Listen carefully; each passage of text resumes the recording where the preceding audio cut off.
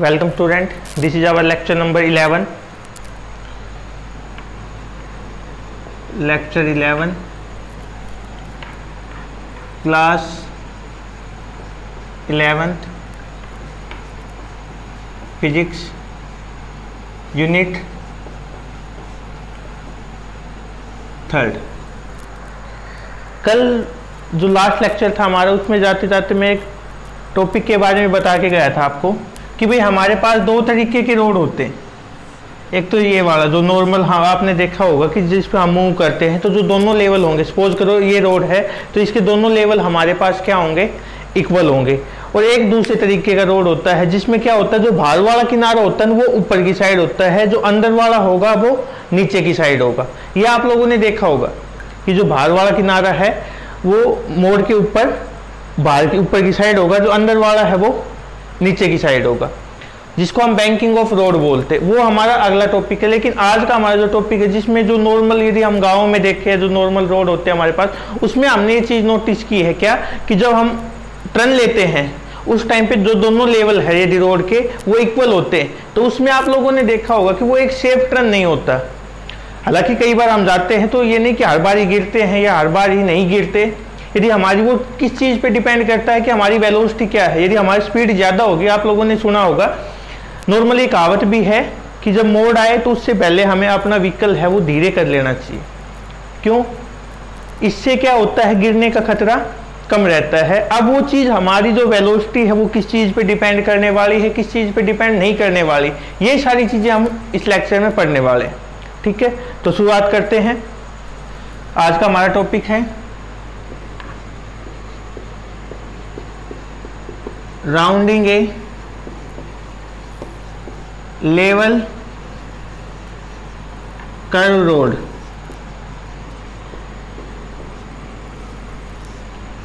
Level curve का मतलब शायद आप भाई समझ गए होंगे यहाँ पे क्या कहना चाह रहे हैं हम। यहाँ पे वही है कि दोनों लेवल हमारे पास क्या है, बराबर। इस तरीके से है ये, इस पे कोई व्हीकल जाने लग रहा है। ठीक है,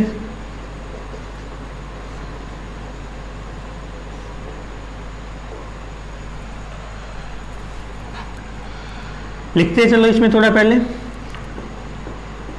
when A vehicle goes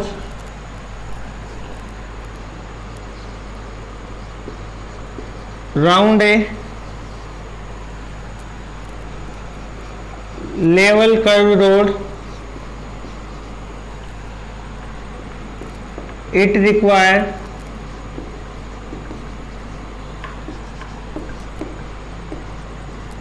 some centripetal force for a safe turn, and the required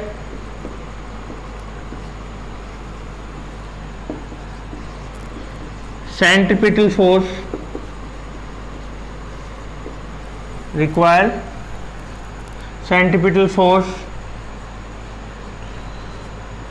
is provided by force of friction.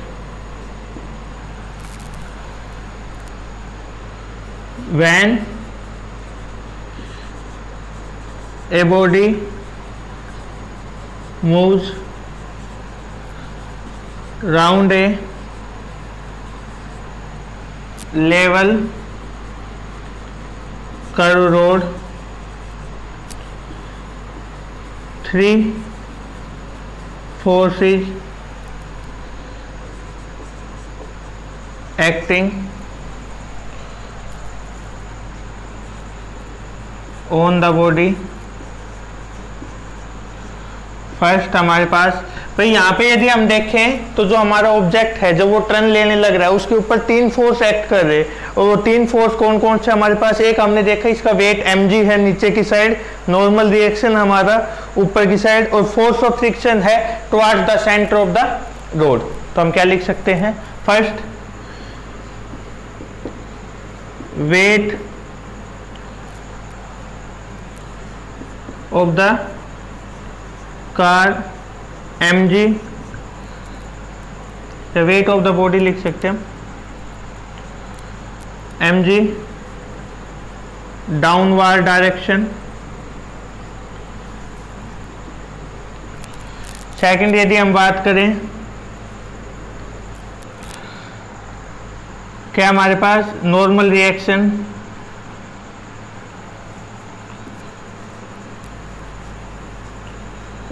Normal reaction acting upward. Third हमारे पास force of friction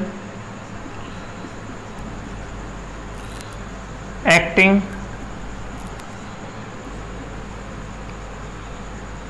towards the centre. ठीक है, तो 3 force हमारे पास हमने diagram में भी दिखा रखी है कि 3 फोर्स यहाँ पे एक्ट कर रहे हैं, कौन कौन से। वेट हमारे पास नीचे की डायरेक्शन में, नॉर्मल रिएक्शन है ऊपर की डायरेक्शन में, ठीक है, और जो फोर्स ऑफ फ्रिक्शन है वो हमारा इस डायरेक्शन में टुवर्ड द सेंटर। अब वर्टिकली इसमें क्या है, कोई भी एक्सेलरेशन नहीं है हमारे पास, वर्टिकली कोई भी एक्सेलरेशन लिख लेते हैं। चलो आगे होगा, यहाँ तक तो बिल्कुल आसान ही है, ये टॉपिक ही आसान है यहाँ तक तो। क्या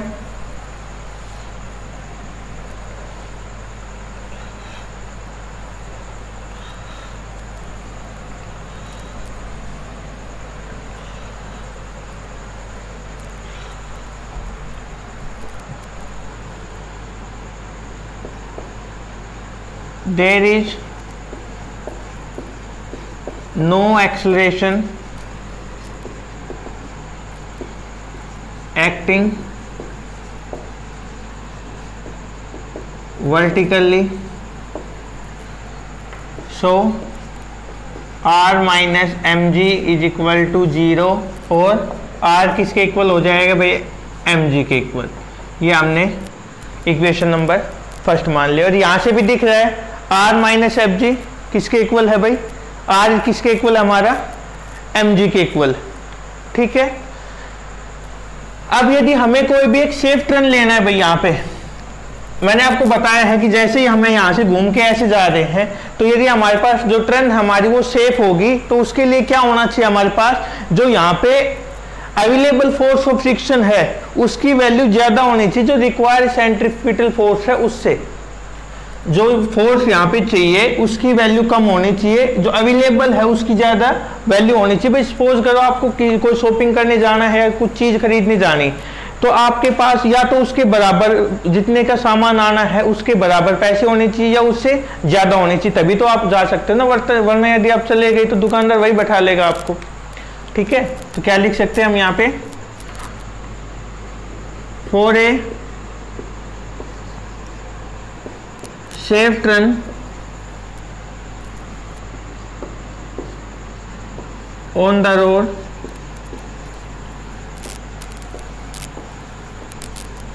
the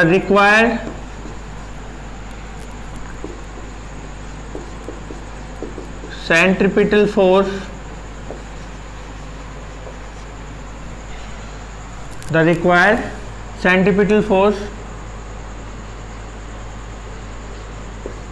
must be less than equal to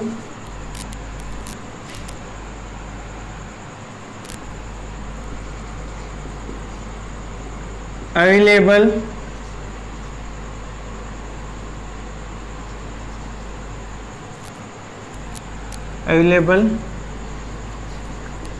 force of friction, कि भाई जो हमें यहाँ पे है हमारे पास अवेलेबल आएगा।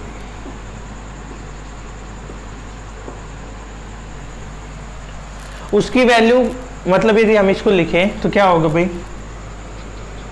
Required centripetal force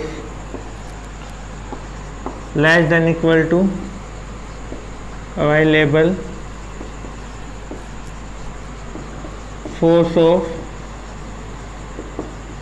friction means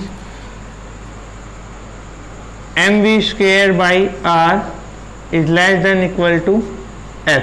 तो क्या होगा भाई, जो चीज आपको हमारे पास अवेलेबल है उसकी वैल्यू ज्यादा होनी चाहिए जितना हम उसका यूज करने वाले हैं उससे, तभी तो आपके लिए वो चीज सेफ है, अदरवाइज दिक्कत हो सकती है। आप बैलेंस जो आपका है उससे ज्यादा यदि यूज करोगे तो लोन लेना पड़ सकता है। अब v क्या है भाई यहाँ पे, where v is velocity of vehicle and r is radius of level curve road। ठीक है। दूसरी चीज भाई, we know that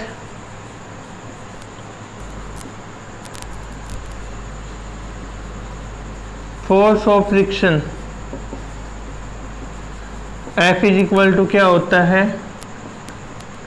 mu r. ये हमने limiting law of limiting friction के अंदर पढ़ा हुआ है। और म्यू एस यहाँ पे हमने क्या मानना है भाई, coefficient of static friction.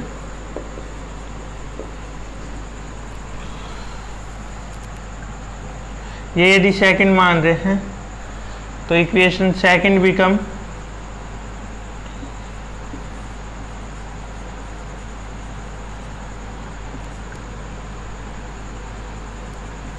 mv square by r less than equal to mu s r लिख सकते हैं। एंड यूजिंग इक्वेशन फर्स्ट, ये हमने यदि थर्ड मान ली, and using the equation third become mv square by r less than equal to mu S mg। ये दोनों कैंसिल, r की वैल्यू को इधर लेके आ सकते हैं हम, v square less than equal to mu s g r और v is less than equal to mu s g r का अंडर रूट।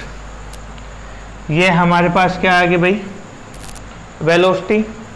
और यदि हम इसमें बात करें, if v max is the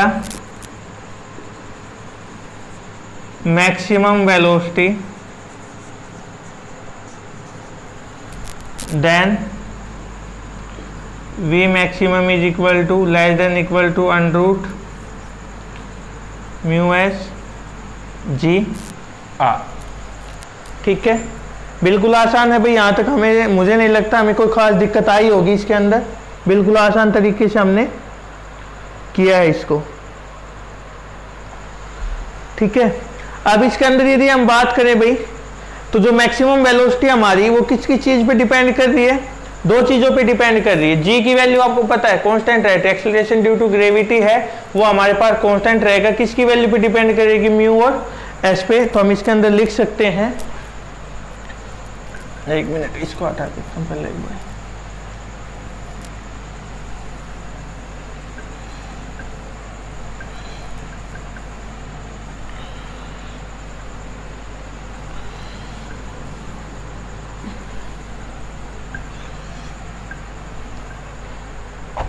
दोबारा देख लो एक बार क्या किया हमने। फिर दो फोर्स लेके चले थे। एक तो हमें पता है कि जो रिक्वायर्ड सेंट्रीपिटल फोर्स हमारे पास वो किसके इक्वल होना चाहिए, जो अवेलेबल फोर्स ऑफ फ्रिक्शन है उससे लेस देन होना चाहिए या उसके इक्वल टू होना चाहिए, उससे ज़्यादा नहीं होना चाहिए। तो दो वैल्यू थे, mv²/r हमारे पास सेंट्रीपिटल फोर्स की वैल्यू होती है और F हमारे पास फोर्स ऑफ फ्रिक्शन की वैल्यू थी। F को हमने किसके इक्वल मान लिया, μr के इक्वल मान लिया। ये होता ही हमारे पास लॉ ऑफ लिमिटिंग फ्रिक्शन में हमने पढ़ रखा है। और यहाँ पे हमने क्या मानना है, कोफिशिएंट ऑफ स्टैटिक फ्रिक्शन मानना, क्योंकि यहाँ पे हम क्या मान के चल रहे हैं कि जो व्हीकल हमारा वो किस पोजीशन में है, रेस्ट की पोजीशन में। एक तरीके से हम ये माने कि वो खड़ा हुआ है यदि उसके ऊपर, तो हम उसके इसकी बात कर रहे हैं, ठीक है। हालांकि मूवमेंट होगी, बात टॉपिक हमारा वही है कि हम टर्न सेफली टर्न कब ले, वेलोसिटी की बात करें, मतलब ऑब्जेक्ट मोशन में, ठीक है। तो यदि हम लिखें the value of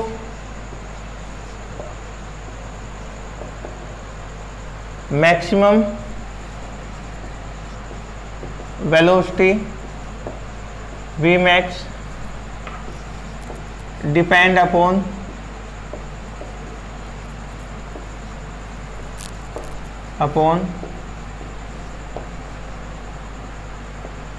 following factor।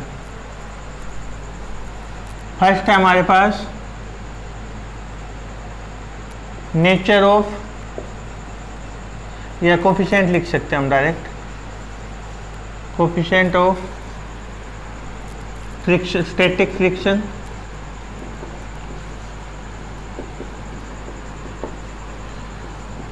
μs।